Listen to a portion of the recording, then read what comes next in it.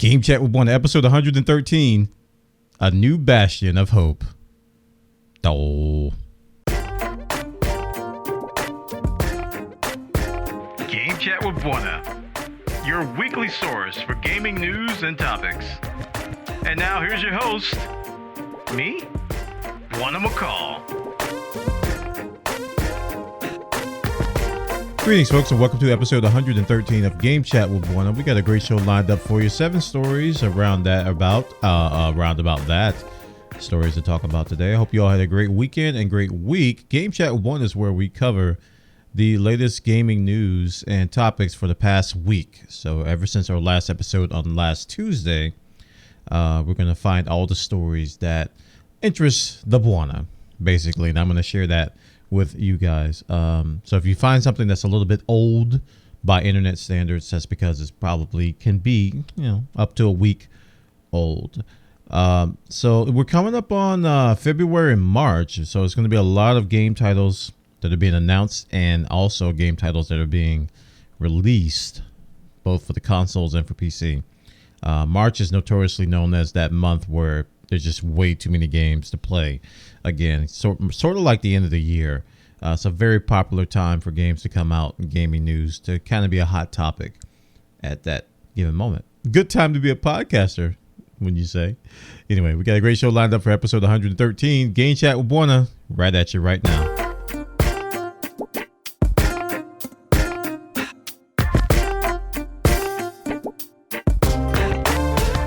And for our first story, we're going to talk about Overwatch and one of the biggest changes to our most beloved character.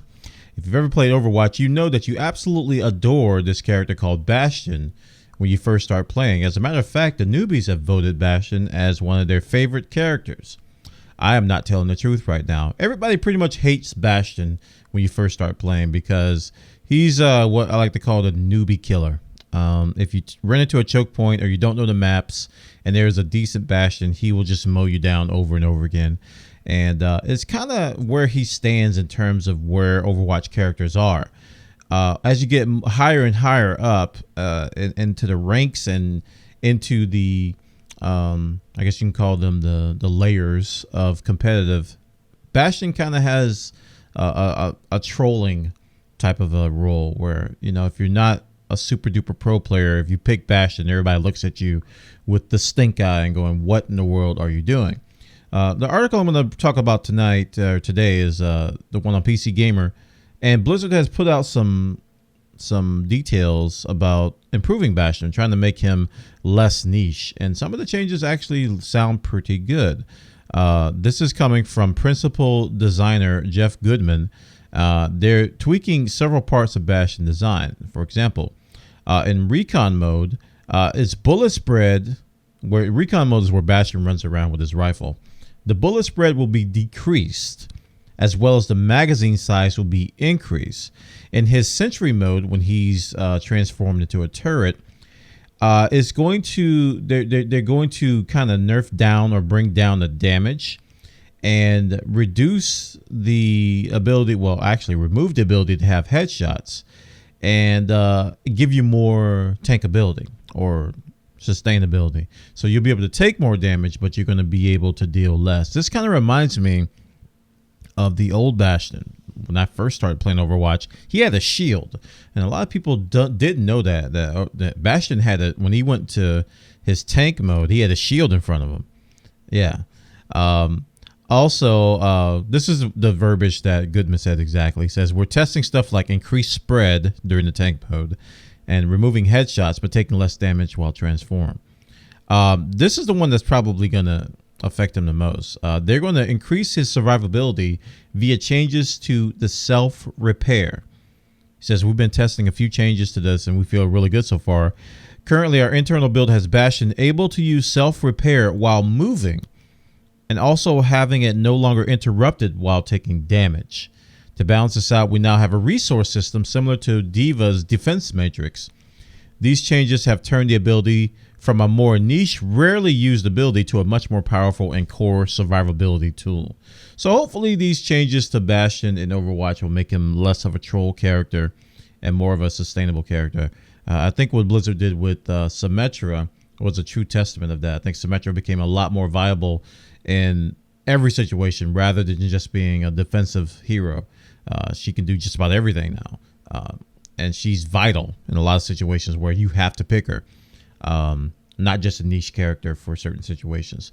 But check the story out, guys, over on PCGamer.com. They got the details about the latest changes that Blizzard is going to be putting into PTR in the next patch. Blizzard is changing Bastion to be actually pretty flexible. Check it out. And for our next story, we're going to talk about Dota 2 and the latest event that Valve introduced a few days ago. This is going to celebrate the Chinese New Year. I'm sorry, the Lunar New Year. And it's called the Dark Moon event. And what they're doing is they're introducing a brand new mode which allows you to do sort of a PvE mode. This is called the Dark Moon event. It pits 5 players against waves of enemies trying to knock down Selamine's temple. It only has a limited selection of heroes, either ones who are good at mashing hordes or useful for standing up against them. This is according to Rock, Paper, Shotgun.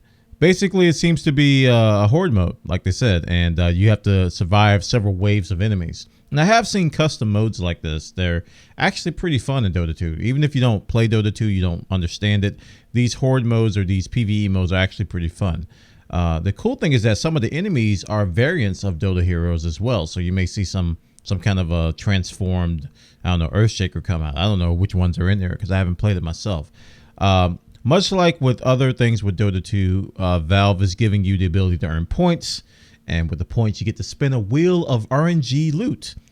And one of the most coveted things in the RNG loot list is a little tiny Roshan, baby Roshan courier, which is coveted, that everybody loves. It's they call it a mighty rare baby Roshan courier. Also, as a result of all of this and what's coming up is the Kiev Major, which is the next Dota Major, and you'll be able to buy a compendium for $7.99, which includes a bunch of stuff, including a temporary winter map, as well as some other things, some goodies that go along with compendium things, like predictions, earning points, unlocking things, all kinds of cool things that come with Dota 2. So check it out, guys, over on Rock, Paper, Shotgun.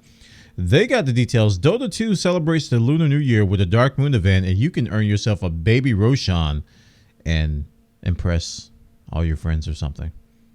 Yes. Check it out, guys.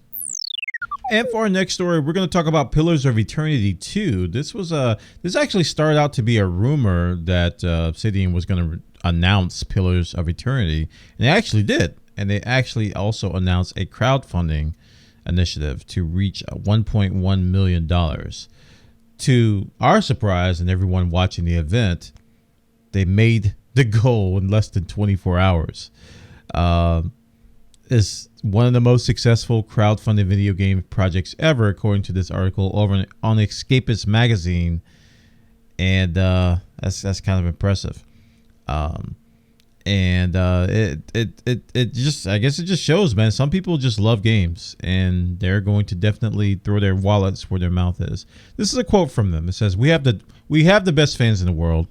It is amazing how quickly they helped us reach the funding goal for Pillars of Eternity 2, Deadfire. That's actually the name of it.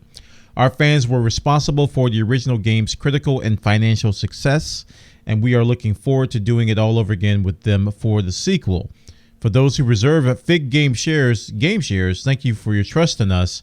We look forward to having you share the potential success of Pillars of Eternity 2, Deadfire together, said Fergus Urquhart. I don't know if I'm pronouncing his name right. CEO of Obsidian Entertainment. And there's some nice artwork up here if you want to look at what they're working on. The game has a potential release date of Q1 2008, although there hasn't been an official announcement as to an official date, or I guess it's kind of hard to say, an exact date when you just met your Kickstarter goal or crowdfunding goal. You got the money. It's like, okay. But they do have some stretch goals. I didn't mention that. I think they said that there will be a 50-50 split between equity and rewards. The first stretch goal, which will be available at 1.4 million, will add subclasses. So if you want to help them reach their their stretch goal, you'll be able to do that. And at the rate that they received their initial funding, I think it's safe to say they're going to reach the stretch goal.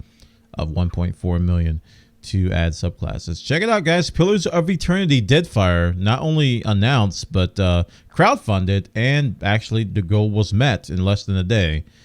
Really, really impressive by Obsidian Entertainment, and it's a true testament of a good game. Pillars of Eternity is definitely one of those old school RPGs. I mean, these are the first RPGs I used to see when I was a kid, child, lad, teenager.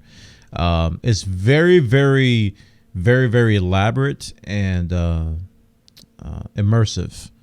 It's like what RPGs used to be.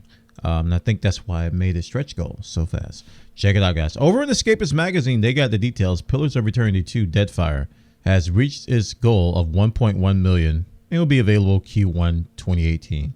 And for our next story, let's talk about Fallout 4. Fallout 4 is receiving some love from Bethesda. The Fallout 4 high-resolution texture pack is coming next week. And this will enhance your existing Fallout 4 absolutely free. You don't have to pay any money. It's not a DLC or anything like that. It's going to require, check this out. Now, this is probably the biggest part of the story, is that you're going to need an extra 58 gigabytes of space. Holy something. As this article on Rock Paper Shotgun points out, that about triples the size of the base game. Some other requirements, which are kind of hefty, is that you'll need Windows 7, 8, 10, which is like a very advanced version of Windows. I'm just joking. It's Windows 7, Windows 8, or Windows 10. You need a 64-bit OS. You're going to need a Core i7 5820K or better. That's fairly modern. That's you know, if you haven't got a new CPU in the past couple of years, you're probably not going to be able to do this according to their requirements. Also, a GTX 1080 8 gigabytes or an AMD Radeon RX 490 8 gigabytes. And you're going to need 8 gigabytes of RAM. So you're going to need a lot of VRAM, and you're going to need a lot of just normal RAM. So you go to Bethesda site, you can check out the screenshots. And I looked at the screenshot of the texture pack. I don't know, man. I don't know if it's Bethesda's engine that's getting dated. It didn't seem worth it. Excuse me. It just, I was like, I looked at it and I was like, well, that's 60 gigs of more space and all this requirements, and it didn't look all that great. It looked good for being Fallout 4, and I have to keep reminding myself that Fallout 4 is kind of dated. You know, it's like it's quickly getting old. It's like getting 2 years old, and it just didn't look all that great. It was a little bit lackluster, but I think some people, including a lot of Fallout 4 fans, are going to be all over this. Now, if I could do it, I would do it, because I love Fallout 4, the game. I like the game itself. But as far as the looks are concerned, this high-res texture pack, to me, doesn't seem worth it in terms of what you have to give up. All this space, all these requirements, basically going to make your machine chug-a-lug-a-lug-a-lug. But with that said, I'm glad to see Bethesda giving it some love. I'm glad to see that the game hasn't been completely forgotten, that they're going to be giving these things out for free. And you can expect probably some retextures or some mods of this texture pack to come out in the modding community, as you know, we see all the time with Bethesda games. Is like there's always some sort of a third-party user-generated texture pack that comes out to combat, you know, the same one that the guys at Bethesda had done. So if you're into Fallout 4, you probably are if you're listening to this particular story. Check it out over on Rock Paper Shotgun. They got the details about the high-resolution texture pack coming out next week. 58 gigs of space, and you're going to need a hefty CPU and GPU to make use of it. Check it out. And now we're going to talk about Valve and their gambling woes. If you remember, they had a big scandal last year about CSGO or Counter-Strike Go gambling third-party sites, which essentially use in-game items as currency. Well, not necessarily currency, but rewards. And your currency with these sites was actually real money. And people would spend money to gamble on these sites to get some sort of a gun skin or a knife skin. And it turned out to be a big deal because it was straight up gambling, and a lot of minors were doing gambling, and that's kind of illegal in a lot of states in the United States. During these scandals with CSGO, I mean, other than the streamers and the YouTubers that were involved, the Washington State Gambling Commission got involved as well, ordering Valve to shut down all these sites that were doing the CSGO stuff. Now, why am I talking about all this? Because Valve is about to do the same thing with Team Fortress 2. Apparently, there's a lot of Team Fortress 2 skin gambling sites out there which were doing the same thing as CSGO. And Valve has finally decided to crack down on them as well. Here's an announcement from Friday where Valve says some gambling websites started leveraging TF2 items. Today, we begin the process of blocking TF2 gambling accounts as well. We recommend you don't trade with these sites. Now, Valve doesn't run these third-party sites. They have very little to do with their day-to-day operations, but these sites do communicate through official channels using Steam. And they go through the API, the Steam developer interface that other programmers use. So Valve is kind of responsible if these sites are using the API. And I think that's where the blocks are coming from. They're blocking these developers from coming through Steam to authenticate and to basically move items back and forth through their bots, and however they get them set up. So if you trade TF2 items, you might want to check out and see if your site has been blocked, your favorite site has been blocked, because 9 times out of 10, sites that offer trading also offer gambling. We'll see if they withstand the ban wave coming from Valve. Check it out, guys, over on Rock, Paper, Shotgun. They got the details. Team Fortress 2 sites are coming down, much like the CSGO gambling sites did last year. And for our next story, we're going to talk about chocolate and peanut butter in the form of gaming IPs and gaming thoughts coming together. What if you combine Square Enix? It's already a good start. Combine Square Enix with Marvel. Yeah. You got Reese's Peanut Butter Cups, man. Yesterday morning, Marvel and Square Enix teased in separate tweets that they had an announcement to make, and a lot of people were speculating, according to this article over on Engadget. And we saw a teaser trailer, and it's called the Avengers Project. The Avengers Project. You see Thor's hammer and an Iron Man gauntlet laying in the dirt, discarded. And a somber voiceover explains how the world will always need heroes. I just had an Overwatch flashback there. But anyway. This made me very excited because I really, really like Square Enix as a development company. They spawned the beautiful entity known as Final Fantasy. And we've got some people that are also going to be involved that were part of Rise of the Tomb Raider, as well as Deus Ex Mankind Divided. Very, very good titles. Involved in something that it encompasses Marvel and Square Enix together. Well, I think we got, like I said, chocolate and peanut butter going on here, guys. It's nothing more than a teaser. There isn't much more than this short video. So there's a lot of speculation going on, but it's a good kind of speculation. It's that good old-fashioned hype train. Square Enix is making an Avengers game for Marvel. I'm excited. Are you? Check it out, guys. Over on the gadget, they got the details about this spectacular piece of chocolate and peanut butter known as Avengers and Square Enix. And for our final story, this is more of an update of a topic that we covered in the last Game Chat with Bwana. I think the one previous. It's about Windows 10 Game Booster game mode. I call it Game Booster, but the Windows 10 game mode that's coming in the latest Windows 10 update. And last time we talked about it, the revelation that we had was that it's also going to work for Windows 32 games and not necessarily just the Windows Store games, otherwise known as the GW10. I think that's the name of it. No, I'm sorry, UWP, Universal Windows Platform. So game mode is going to work both for these. Now, the reason why I'm talking about it today is because Ars Technica did a review or interview with some people at Microsoft to get some more details. And there was one little tidbit in here that I felt it was worth reporting on. Check this out. Let me find a quote here. It says that, here it is. It says that for games that are currently CPU or GPU bound, Microsoft was seeing frame rate improvements of 2 to 5%. If you're not familiar with what this game mode does, is that it's going to basically change your Windows priorities and background programs to where games could perform better. This is why I call it Game Booster, because there's a bunch of programs out there that did this in the past. One of them was called Game Booster. Now, here's the thing. I need to find it exactly where it is, but there's a quote in here, and I'm going to kind of paraphrase until I find the quote.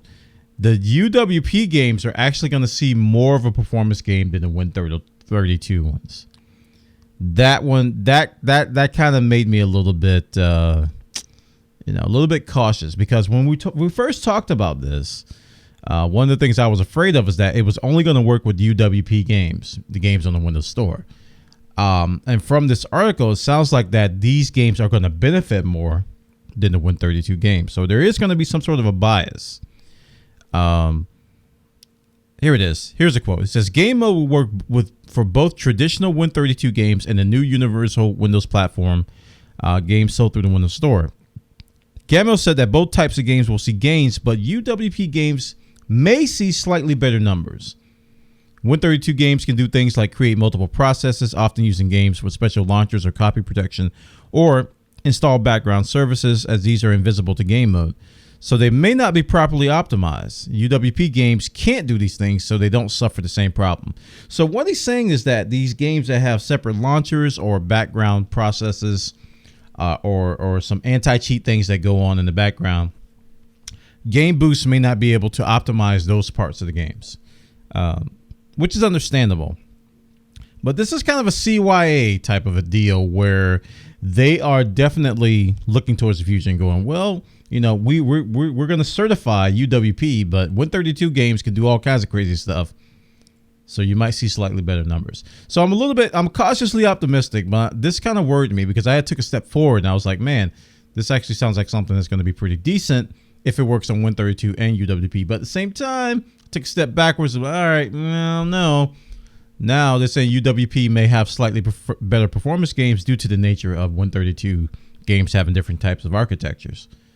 It remains to be seen. We're going to be seeing this very shortly, though. The creators update is going to the preview build of Windows 10. It's actually, I think it's out right now.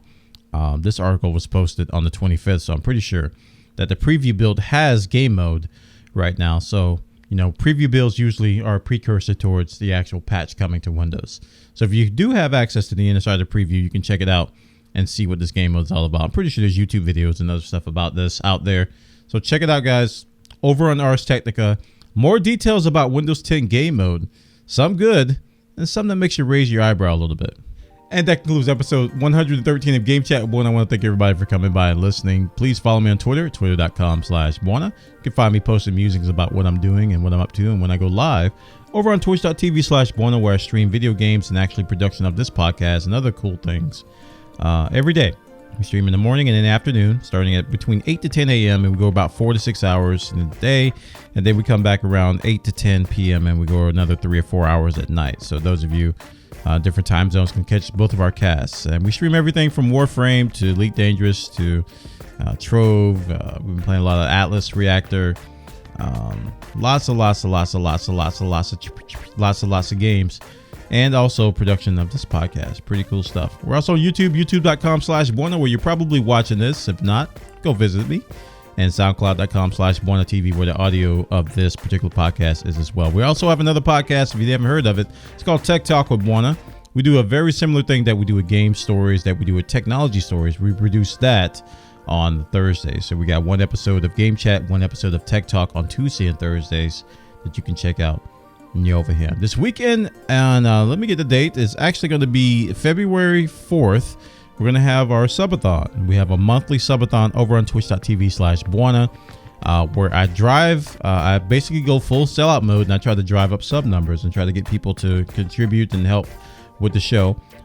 This is my full-time job now, so I have to make ends meet. So this is where I, every month we do a 12-hour stream to kind of do that and promote the stream and get the word out about everything that's happening at Casa de Twitch.tv/Bwana. Check it out, guys. I'll be there February 4th starting at 3 p.m. Eastern. So I hope I can see you all there. All right, guys. Take care. That concludes episode 113. Game Chat, boy. I'll see you all next time. I'm out of breath. Actually, I'm not out of breath, but I'll see you guys later. Take care.